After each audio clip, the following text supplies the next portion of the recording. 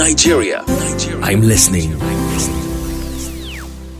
It's 6 p.m. Enjoy Golden Penny Pasta. It contains fiber for good.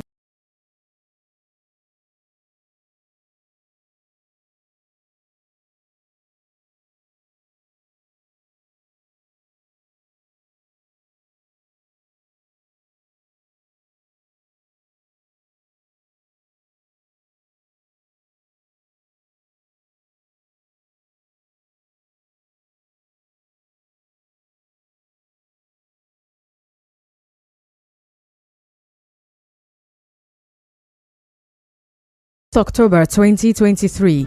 Peace is the path to the prosperity of a nation. Let peace reign. On the news this evening, police investigate man over alleged defilement of teenager in Rivers State. POS operator shot by gunmen in GRA Port Harcourt calls for help. Farmlands in Rumekpe, Ndele communities in Emoha overtaken by flood. Senate confirms EFCC chairman, secretary. FCT Minister Wike denies allegations of conspiracy against religious groups. Federal government to deploy orientation officers in 774 local government areas. On the foreign scene, jailed Senegal opposition leader resumes hunger strike. I'm Constance Mega. The Rivers State Police Command says it is investigating a 42-year-old man identified as Kolawole who allegedly defiled a 13-year-old girl. The incident happened at Ejeku Street, Eneka, in Obiakpo local government area of the state, where the man was arrested by the Human Rights Desk of the State Police Command following a complaint by concerned neighbors. It was gathered that the teenage girl, who is a maid to the suspect, ran to neighbors for help after she was defiled. In another development, a POS operator, Angel Olu, who was shot by gunmen around the GRA axis of Port Harcourt, is calling for financial support for his medical treatment. Mr. Olu tells correspondent Emeko Tuka that he owns a POS service center behind Mopol 19 in Rumokla and was attacked on his way back from the bank on Monday, October 16th. He said the gunmen also collected 450,000 naira from him, and he says his family cannot afford his medical treatment and urging good-spirited individuals to come to his aid. On Monday, I went to bank to withdraw for the POS business. On my way back, I was attacked by some boys. They collected the money, all the money I was having, and they shot me on my chest. And right now, I'm at the hospital. It's where I'm receiving the treatment. I'm calling for assistance, for government assistance and individual. My brother has spent a lot, so I'm calling on individuals. Right now, our bill is running over 200,000 now. So I'm calling on individuals to assist my brother.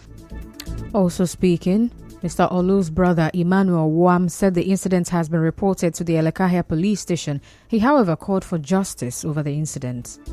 At the Elekahia police station, we are demanding for justice. The people they should brought to book. Our correspondent reports that Angel Olu is currently at the hospital and is responding to treatment. Moving on, the registrar of the Rivers State University, Sydney Enyinda, says the man who was arrested for allegedly defrauding job seekers at the university, Philip Oderegi, is not a staff and cannot act on behalf of the university. Dr. Enyinda, in a statement, described the man, Philip Oderegi, as an imposter and warned the public to be careful to avoid falling victim to fraudsters. He said the university concluded its hiring procedures last year with approval from the Rivers State government. Well, as you may know, Philip Oderegi, who was almost lynched by some of his victims who cited him at the University of Port Harcourt Teaching Hospital, UPTH, has been arrested by the police. The National Coordinator, South-South Leadership Forum, ANABS Sarah Igbe, has called for the restructuring of the Presidential Amnesty Program to ensure peace and security in the Niger Delta. Speaking on Nigeria Info FM's Morning Crossfire, Mr. Sarah Igbe said the present amnesty program should be made to create infrastructural development and maintain economic stability by bringing up programs to engage the youths of the Niger Delta. Government needs to reposition amnesty program, but let it be an agency responsible for the mopping of arms Let it be an agency that will ensure peace, security. So you need a program that will mop up people, the youth, from the creek, from the region, to a place where they are comfortable, to an extent that they will not be interested in criminality. Mr. Saraibe also criticized the lack of commitment from state governors to see that the amnesty program brings development to the region. You don't pay somebody money without orientation, without regular discussions, without regular lecture or teaching, with the view of getting a different mindset. Now you are paying only militants and you are moved from the place. What about those who are not in the amnesty program? Governors of the region have not proved themselves to be working for the region. As I speak to you, the oil-bearing communities are still living in squalors. If amnesty is not there today, we would have got a worse situation in this country, in the Niger Delta region. If you want to really manage the oil and gas sector, you have to retain the amnesty program. Away from that, the chairman of Emohua local government area of Rivers State, Chidi Lloyd, says some farmlands in Rumekbe and Ndele communities have been affected by flood. Dr. Lloyd said this while reacting to the recent alarm raised by the National Emergency Management Agency, NEMA, on the threat of rapid flooding occasioned by the release of water from the Lagdo Dam in Cameroon. In an interview with correspondent Emeko Tuka, Dr. Lloyd urged Emoha residents, especially those around the riverbank, to be on alert and report promptly to the flood committee for quick response. Gradually, some farmlands in Rumekbe have been affected. People have lost their crops. Some in Abandele too have been affected, but we are monitoring the situation. Once it becomes something of concern, we will raise alarm. But we have also made our reports as to the state of affairs now to the State Flood Committee. Continue to urge the people of Emoha, especially those who live by the river bank, of the people of Abandele, Elela, Limini, Rumekbe, to be alert and alive to their environment. But Dr. Lloyd also said that the council has adopted measures to mitigate the effects of flash floods on his people. We pray it never comes, but if it does come, we are ready. But the local government, every machinery is in place to ensure we are not caught unawares. So we are ready. We have a massive infrastructure at the council headquarters. We also have identified IDP camps in Rumekbe, in Elela, Limini, in Abandele, because we do not want to rest on our oars. The chairman of the Rivers State Joint Public Negotiating Council of Nigeria, Labour Congress, Emechita Chukwu, says the government is complying with the agreements reached with organized labor over payment of pensioners in the state. Mr. Chukwu made this known shortly after a meeting between the Joint Public Service Negotiating Council of NLC and a body known as Concerned River State Pensioners at the River State's Secretariat, Port Harcourt. He said the government's promises of promoting civil servants and renovation of the state secretariat are ongoing. We discovered very clearly that River State government is injecting over 1 billion naira monthly for pension and pension arrears due retirees in the state. But their issue is that more money should be injected into the system to enable spread. So people who retired, who ordinarily are supposed to go for biometrics, up to now have not done biometrics. So we want to use the same forum to plead that every other person who is supposed to go for biometrics should go to do biometrics as at when due. Well, on his part, the coordinator of Concerned Pensioners, Isaac Urang, spoke to newsmen on some of the concerns of pensioners in the state. He, however, said the state government has lived up to its promise by paying pensions and gratuity at the end of every month. Our deliberations, we have discovered that River State government, under our excellency, is making payments of gratuity the way he promised. And the monthly pension is being paid. So the only issue we have is that a lot of people who are captured have not been taken care of because the allocation is inadequate. So we are still pleading with the governor to increase the allocation so that a lot of people will be paid. Correspondent Soibi Oruwari reports that the Director General, River State Pensions Board, Ijoma Samuel, urged the concerned pensioners to always seek clearance from his office or the Office of the Director of Pensions in case of any challenges. Now to election matters. Spokesman of the APC in River State, Darlington Wuju, says the judiciary should go beyond transferring election cases to appeal courts in Abuja and Lagos Division to investigating the judgment of the election petition tribunals. Mr. Nwoju made this known in an interview with correspondent Soibio Ruwari while reacting to the decision of the President of Nigeria's Court of Appeal, Justice Monica Dongban Mensem, to transfer all pending election cases to appeal courts in Abuja and Lagos states. The situation is that draws attention to the fact that there are unusual occurrences. Several complaints about the outcomes of these petitions in terms of the propriety of the judgment, given the fact that both parties and candidates are no longer sure of the infallibility of our judicial officers. We are no longer sure of the fact that you can bring your matters before the judiciary and be sure that you are going to judge. Mr. Nwoju also said the transfer of the cases has supported their appeal against the judgment delivered by the River State Governorship Election Petition Tribunal. There are cost implications defining justice. But beyond this, we think that those judgments and the reasons for such judgments must have to be investigated. It is not enough for persons to complain that politicians are corrupt or other professional groupings are corrupt. The judiciary itself must have to draw this or that edge. There are very clear reasons to believe that there is a measure of corruption, then there must be investigation to deter others.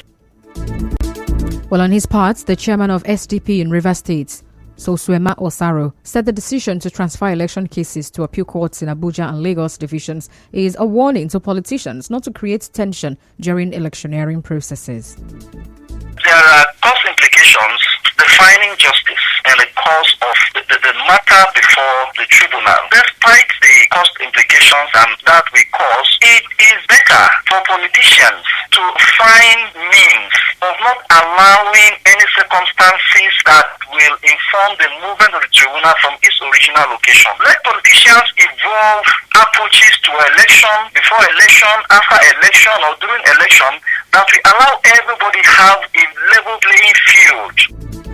But Mr. Osaro also said the tribunal is preventing a repeat of some of the perceived interferences in ongoing petitions.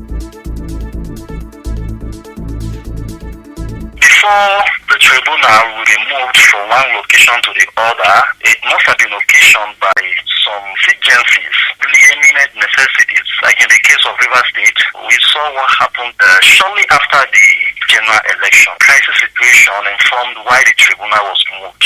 Purposes of justice, if it is convenient for such a sitting to be moved to another location, so long as the essence of justice will be achieved, I don't think there is any challenge with that.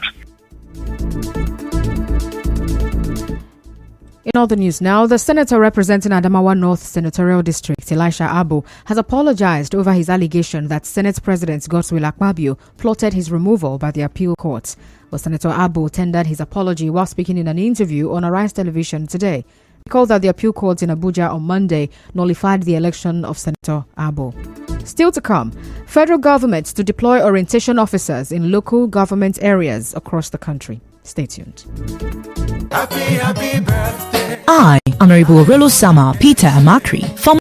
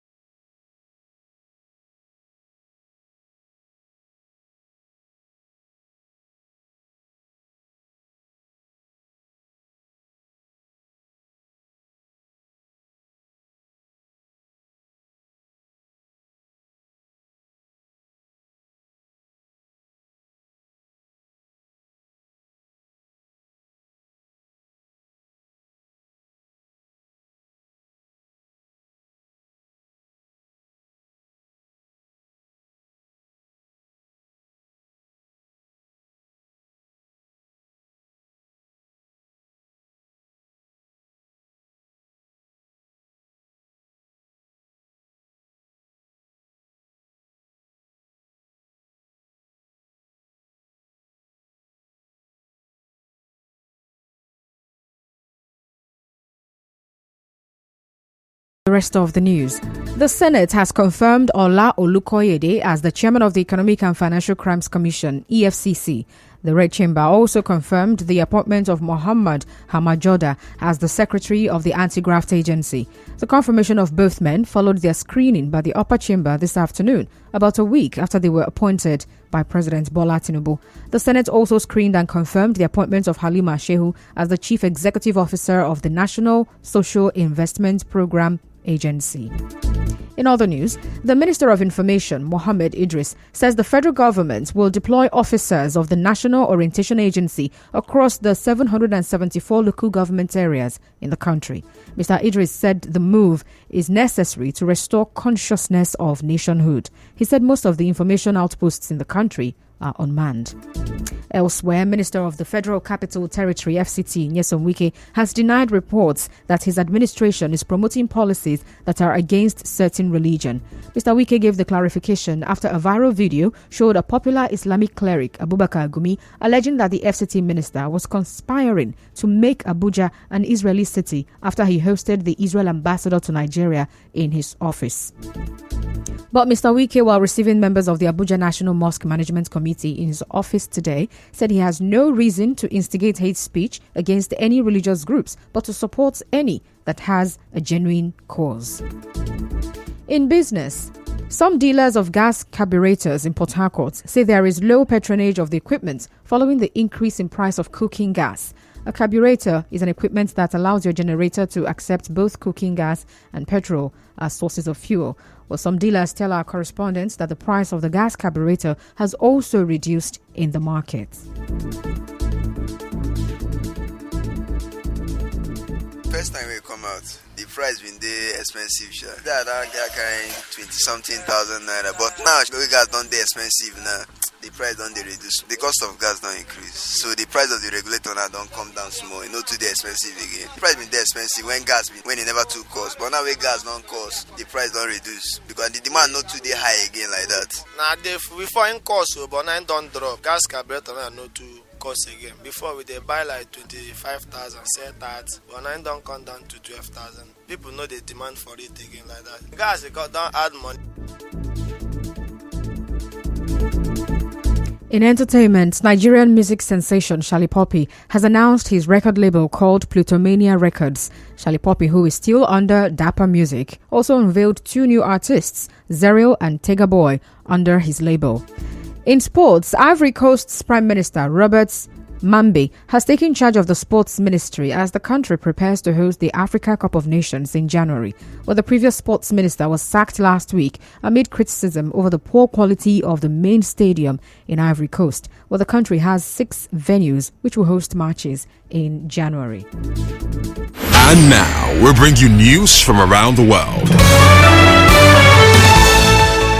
Senegalese opposition leader Ousmane Sonko says he has resumed a hunger strike. Mr. Sonko said his renewed action was a demonstration of solidarity with other activists who had been unjustly arrested for expressing their political opinions. Well, he was jailed several months ago on various charges, including criminal association with a terrorist enterprise and undermining state security. Well, Mr. Sonko says the charges were instigated by President Macky Sall and aimed at preventing him from running in presidential elections next year. Well, that's the news this evening. But before we go, let's take a look at the highlights. On the news this evening, you heard that the police say it is investigating a man over alleged defilement of a teenager in Rivers State. A POS operator who was shot by gunmen in the GRA axis of Port Harcourt on Monday is calling for financial help. Farmlands in Rumekbe and in Dele communities in Emoha local government area have been overtaken by flood. The Senate has confirmed Ola Olukoyede as the EFCC chairman. FCT Minister Nyesom Wike has denied allegations of conspiracy against religious groups in Abuja. And the federal government says it will deploy orientation officers in the 774 local government areas. On the foreign scene, you heard that jailed Senegal opposition leader has resumed hunger strike. The news was edited by Martha Okerenkem. To reach the news team, send an SMS or WhatsApp to 0808 721 7215. Peace is the path to the prosperity of a nation. Let peace reign. I'm Constance Mega. Thank you so much for listening. Good Good evening.